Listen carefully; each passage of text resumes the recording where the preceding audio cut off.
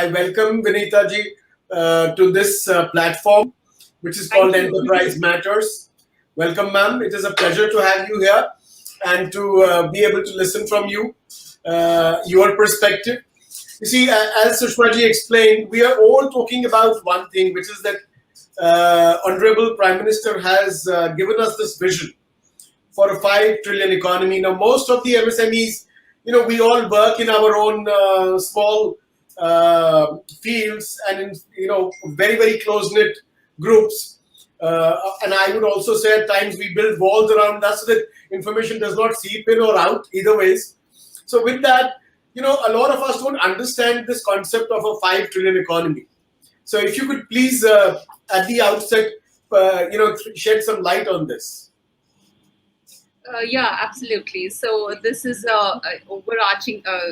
Thank you first of all, thank you for inviting me for this chat, and it is the topic of the day, very relevant for the day, especially post-pandemic when apparently we are struggling to come out of the so-called recession, but we are actually doing considerably well in terms of the numbers.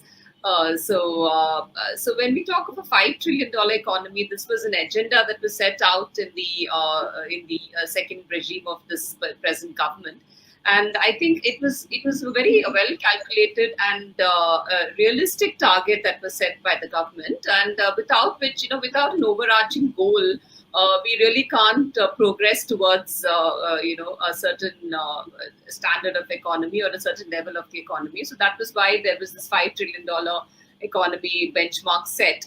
And there were a lot of naysayers saying that perhaps this may not be possible, it's not practical, it's not feasible, because the figure $5 trillion, the USD dollar sounds very big and huge, but it's not really that. And there was a working group that was set up by the government 2-3 years back by the Department of Industrial DIPP, and they had actually set out a clear-cut agenda for achievement of this figure, the $5 trillion. And I would say that the government has more or less followed the findings of the report and moved in that direction in terms of bringing in reforms in various sectors, especially starting with the agriculture sector.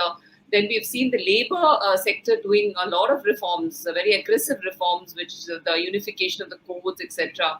And then, of course, the MSME sector also quite a lot of radical reforms are seeping in.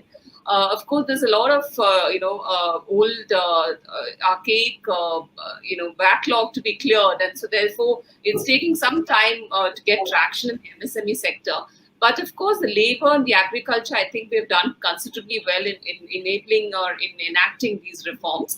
And apart from that, the industrial field also, we've seen a lot of reforms and a lot of thrust on the much needed sectors of logistics, warehousing, supply chain. I think there's never before been so much of emphasis on this, which is the much needed infrastructure requirement for MSMEs. Because one of the main bottlenecks for MSMEs is also transport, supply chain, etc. So that's about what it is. This is the $5 trillion. And it's not just a figure, it's also about an arching reforms spread across various sectors that the government is bringing in. And most of these reforms are out of the box, I would say, quite innovative as well, following the tenets of a very well-studied kind of approach is what I've understood, and objectively studied the entire $5 trillion process. Excellent, Vineeta ji. The other thing, most of us generally talk about that, does India have a roadmap when it comes to, we are talking about 4 or 5 factors primarily. We're talking about, on one hand, we need a private investment or foreign direct investment to come into India. On the other hand, we need to create jobs on a continuous basis. Which is finally what is going to give money to people, and they're going to be able to actually spend more, and thereafter, that's going to build the economy. On the other hand, we also have savings. Whether we talk about exports or manufacturing, it must ideally be focused as part of the growth model to sustain a GDP at maybe a level of 8% or higher. And then you have the demographic phase where, our economic survey has predicted a slowdown in population growth over the next 2 decades. Whereas, working age population in India would grow by almost 9 or 10 million per year till 31, and thereafter maybe 4 million per year till 41. You know, are all these factors ideal when it comes to looking at a roadmap? And essentially, all of these factors build in somewhere the fact that micro, small, and medium enterprises need to be supported, need to be handheld, so that they can create jobs. They can also enable us to have higher exports, which is finally going to determine the balance of trade, and also in terms of inviting investments into India, into small and medium enterprises that can thereafter grow into large scale companies with maybe technological collaborations, licensing, and so on and so forth from other countries. Yes, absolutely. So, yeah, as you said, you've highlighted the challenges that are there before us to achieve the 5 trillion, and it's not that it's a utopian target or it's a highly unachievable, like I mentioned the earlier conversation. So there are certain, like you said, the challenges post pandemic in FDI coming in, and also in inter-country transactions and trade between countries.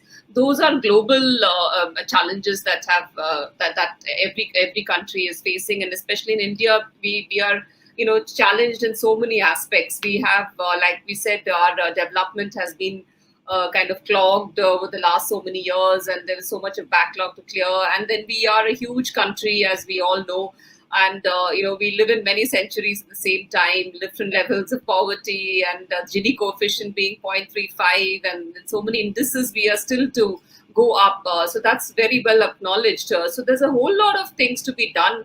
If we really have to be in that kind of a very uniform, I would say growth.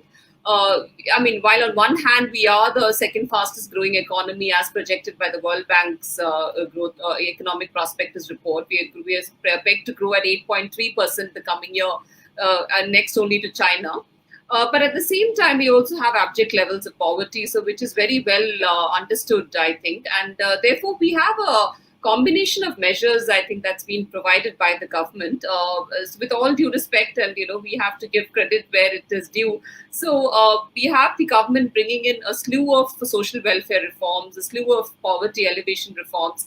At the same time, we also have reforms in laws, which is much needed. Like I mentioned about the labor codes, so that's a huge radical reforms, bringing in, comprising about 29 acts into 4 codes, which makes the ease of doing business or setting up of a new enterprise much easier.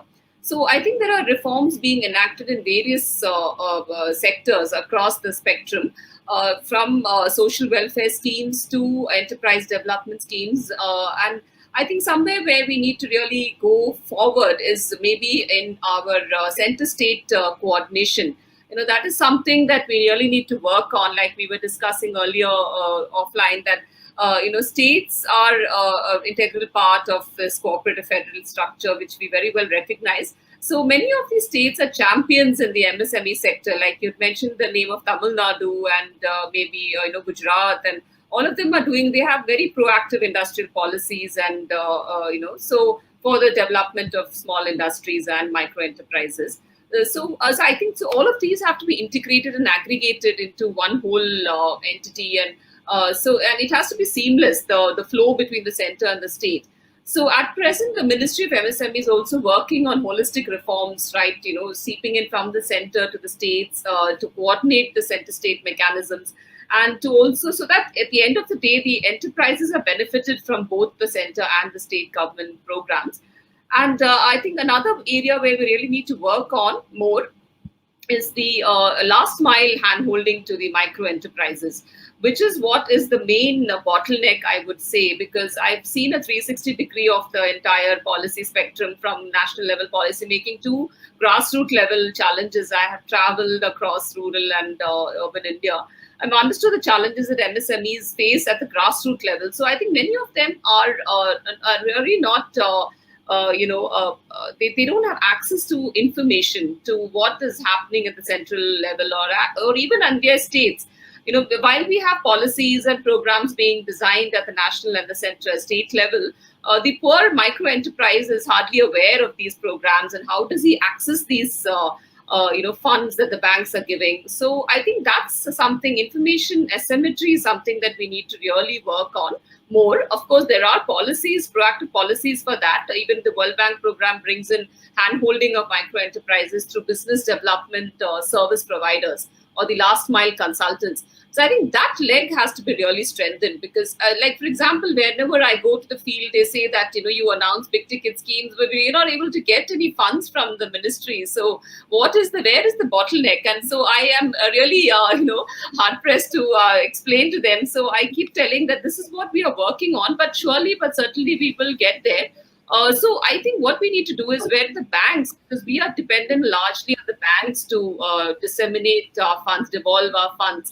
So I think the banks need to set up, they are working on it. Every time they give a loan to an Udyam registered enterprise, as soon as an enterprise is registered as an Udyam enterprise, I think there has to be an online or maybe a mobile app where somebody comes and tells you that now congratulations, you've registered as an Udyam register. Now this is what you need to do. These are the steps you need to do in the vernacular languages. We explain to them and then handhold them to prepare the business development plans and a startup. How does a startup grow, and explain to them as to how they can get startup funding and how could they grow their business and help them do market research, etc. I think that's something that the micro level aspects is something that we really need to work on. One final question before I let you go. I know you are a very busy woman, so when it comes to this pandemic, we've said that there's quite a bit of the GDP that we have shaved off in the past 2 years. So, what is, in your perspective, is that goal of reaching a 5 trillion GDP by 2024 now going to be pushed back? Is there a setback to that target that we used to have earlier? But the numbers don't say so. We've just had the World Bank very objective analysis done, and it says that we're going to be growing at 8.3% this fiscal, second to China. So I think there's a lot of pent-up demand, and that is what is going to open up because we are having these windows between waves, I would say, during the COVID. So respites between the first, second, and third, and that's when I think the economy is also showing some spikes, and so we need to leverage on these windows and make the best of these times. And I think, if you speak of, we wouldn't spare a chance to spread the message of getting vaccinated, and because it's a vaccine for the economy as well as for all of us. Yeah.